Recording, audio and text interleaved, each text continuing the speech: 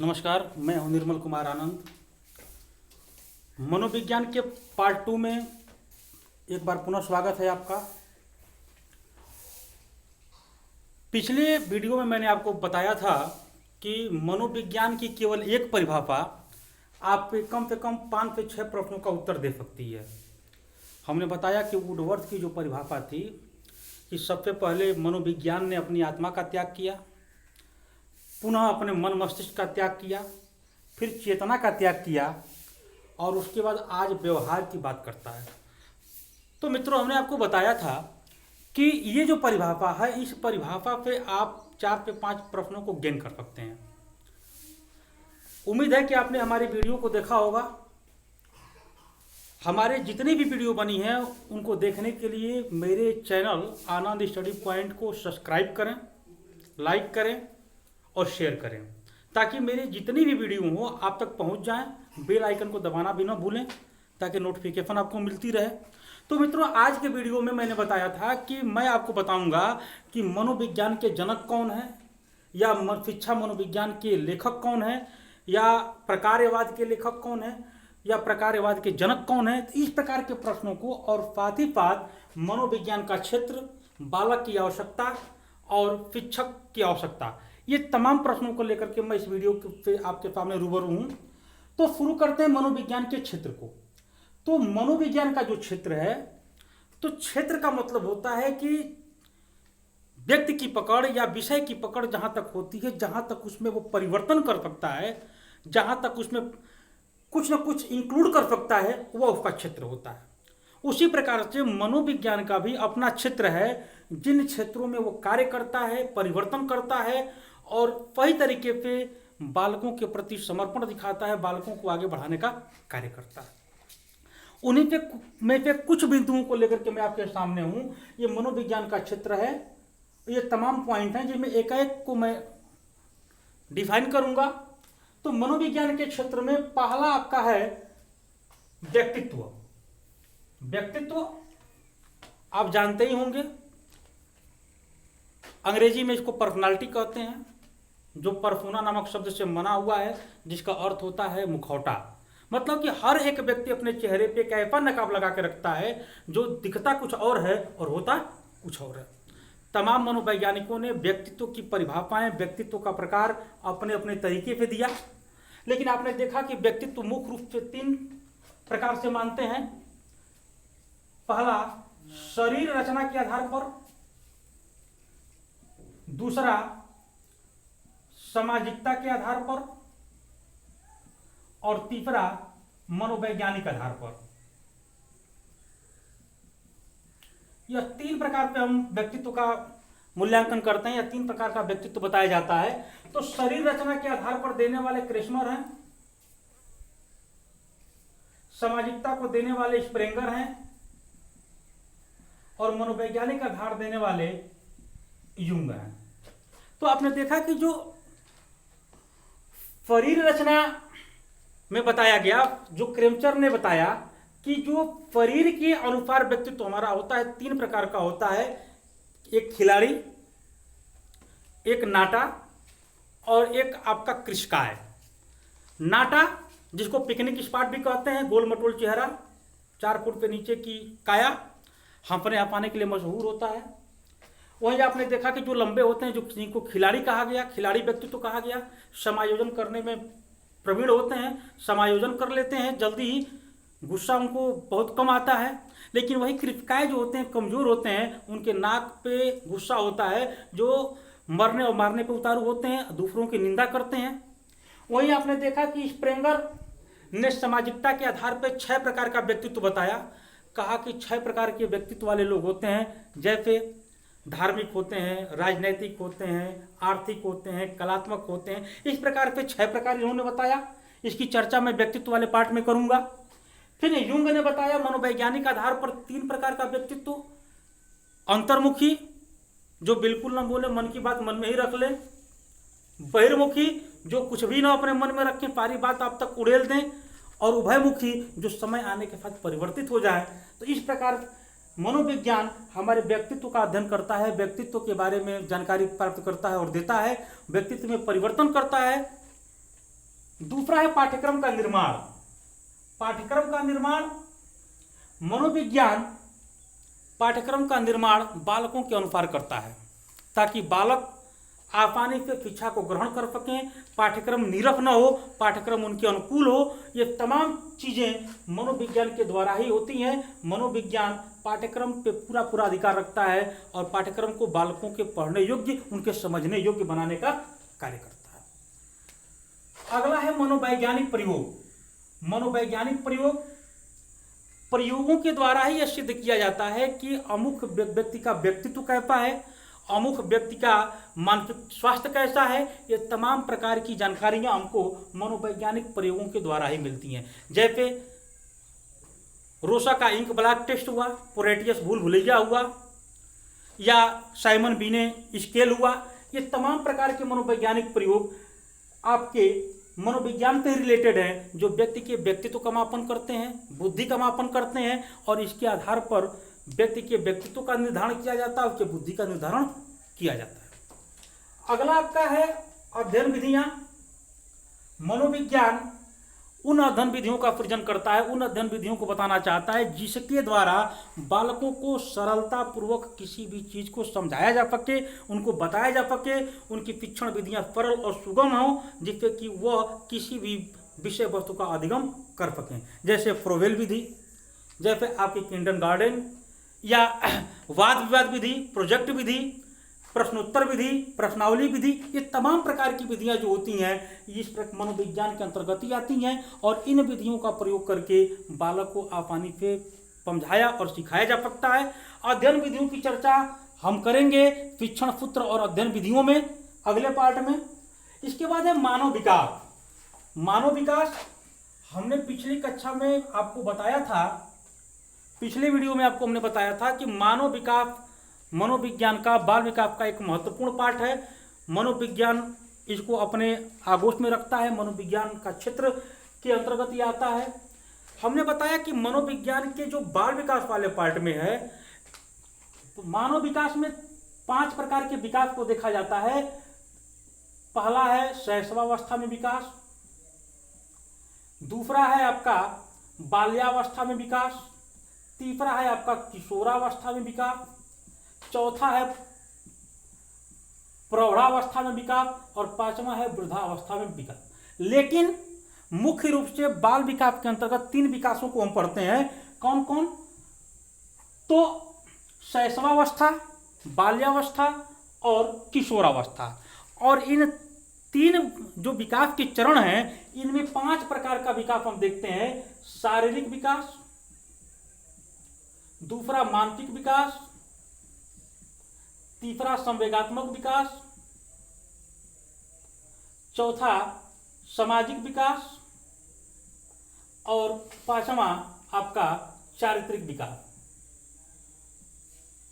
चारित्रिक विकास तो 5 प्रकार की बात होती है, और हमने आपको बताया था कि 5 प्रकार के विकास का क्या महत्व है। जिनको इसके बारे में नहीं पता है, मेरे पिछले वीडियो को आप जाकर देख सकते हैं, डिस्क्रिप्शन बॉक्स में आपको मेरा लिंक मिल जाएगा, आप जाकर के इनको दोबारा देख सकते हैं कि मैंने इसका रीजन क्या बताया था, क्यों शारीरिक, मानसिक, संवेगात्मक, सामाजिक और मानसिक स्वास्थ्य की बात की जाती है।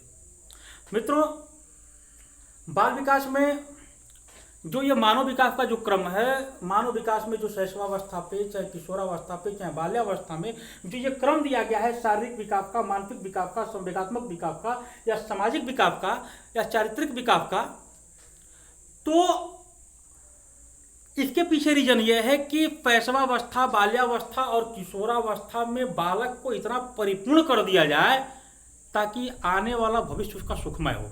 हमने एक परिभाषा, एक लोकोक्ति बताई थी आपको कि कहा गया कि धन गया तो कुछ नहीं गया, स्वास्थ्य गया तो कुछ गया, लेकिन चरित्र गया तो सारा कुछ चला गया। और इस युक्ति को एकदम बेहतर तरीके से हमारा यह विकास का क्रम बताता है। हमने आपको बताया था कि सबसे पहले शारीरिक विकास, सबसे पहले शारीरिक विकास की बात की जाती है, तब मानसिक विकास की बात की जाती है, इसके बाद संवेगात्मक विकास की बात की जाती है,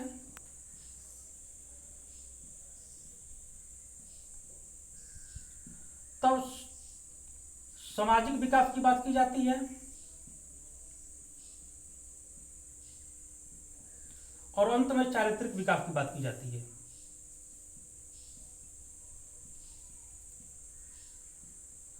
चारित्रिक विकास की बात की जाती है।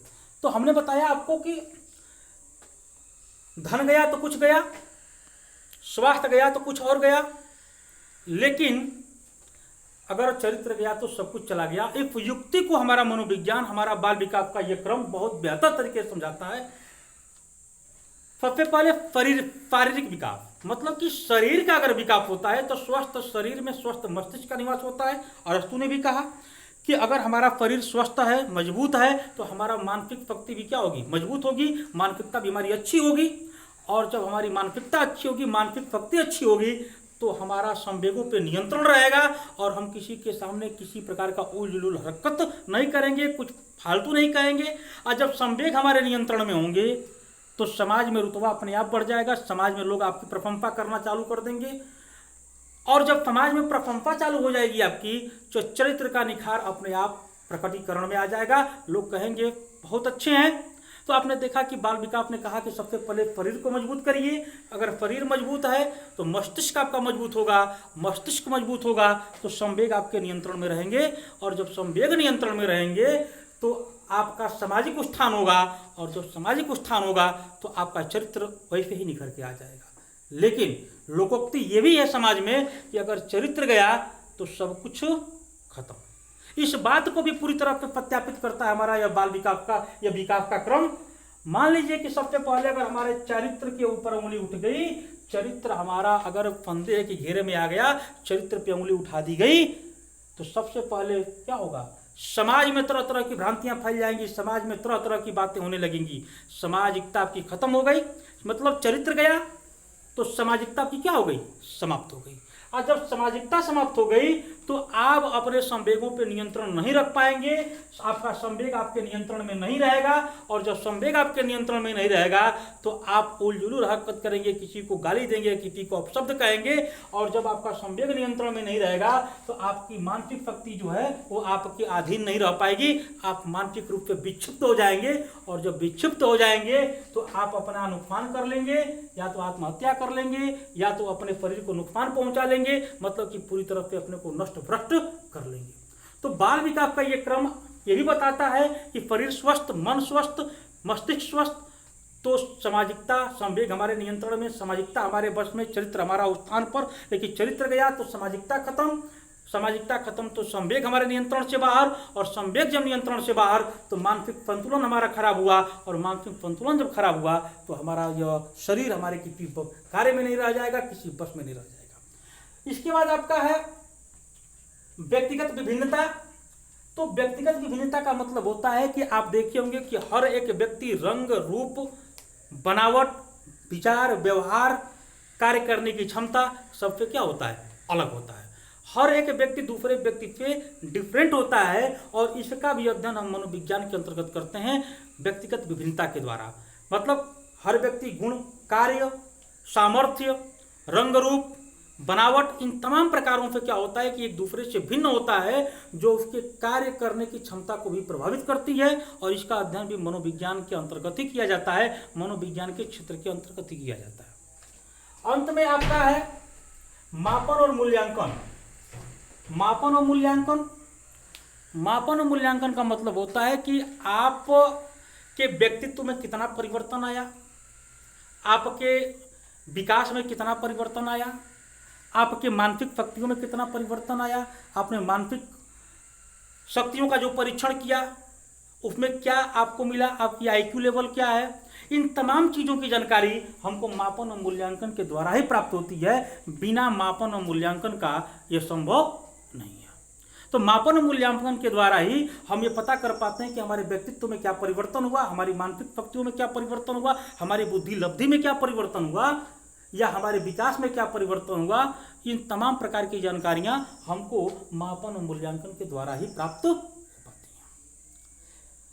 तो मित्रों, इसी के अलावा हमने आपको बताया था कि बालक की आवश्यकता क्या है, शिक्षक का कार्य क्या है। ये 2 पार्ट में अगले वीडियो में आपको बताऊंगा, जो हमारा अंतिम वीडियो इस मनोविज्ञान का होगा। लेकिन उसके पहले चलते चलते मैं आपको बता दूं कि शिक्षा मनोविज्ञान की जो लेखक हैं, इस पुस्तक के लेखक का नाम है थॉर्नडाइक। शिक्षा मनोविज्ञान पुस्तक के लेखक का नाम है थॉर्नडाइक। और इस शिक्षा मनोविज्ञान के जनक भी जो माने जाते हैं वो है थॉर्नडाइक। मतलब कि जनक और पुस्तक दोनों का नाम है यह। मतलब कि शिक्षा मनोविज्ञान एक पुस्तक है जिसके जनक अर्थात लिखने वाले थॉर्नडाइक हैं, और इसके जो जनक हैं वो भी थॉर्नडाइक हैं। मतलब थॉर्नडाइक महोदय ही शिक्षा मनोविज्ञान के जन्मदाता हैं, इस पुस्तक के लेखक भी हैं। दूसरा है व्यवहारवाद के जनक। व्यवहारवाद के जनक वाटसन महोदय हैं। वाटसन महोदय को व्यवहारवाद का जनक माना जाता है, पिता माना जाता है। और साथ ही साथ साइकोलॉजी शब्द का जो सर्वप्रथम उपयोग किया था वो थे रुडोल्फ गोएलक। रुडोल्फ गोएलक ने सबसे पहले साइकोलॉजी शब्द का प्रयोग किया। कई बार आया हुआ कंपटीशन में प्रश्न आपका यह कि साइकोलॉजी शब्द का सर्वप्रथम उपयोग किसने किया था, तो वो थे रुडोल्फ गोएलक। इसी के बाद प्रकार्यवाद, आधुनिक मनोविज्ञान और मनोविज्ञान के जो जनक हैं वो विलियम जेम्स हैं। विलियम जेम्स को प्रकार्यवाद का जनक माना जाता है, आधुनिक मनोविज्ञान का जनक माना जाता है और मनोविज्ञान का भी जनक माना जाता है। मित्रों, अगर हमारी वीडियो आपको पसंद आ रही हो तो हमसे जुड़ने के लिए हमारे लिंक को सब्सक्राइब करें, हमारे इस चैनल को सब्सक्राइब करें, बेल आइकन का बटन दबाना न भूलें ताकि आपको हमारे वीडियो का नोटिफिकेशन आपको मिलता रहे। अगले वीडियो में आपको मैं पुनः मनोविज्ञान के तीसरे पार्ट पे जोड़ने का प्रयास करूंगा। तब तक के लिए धन्यवाद।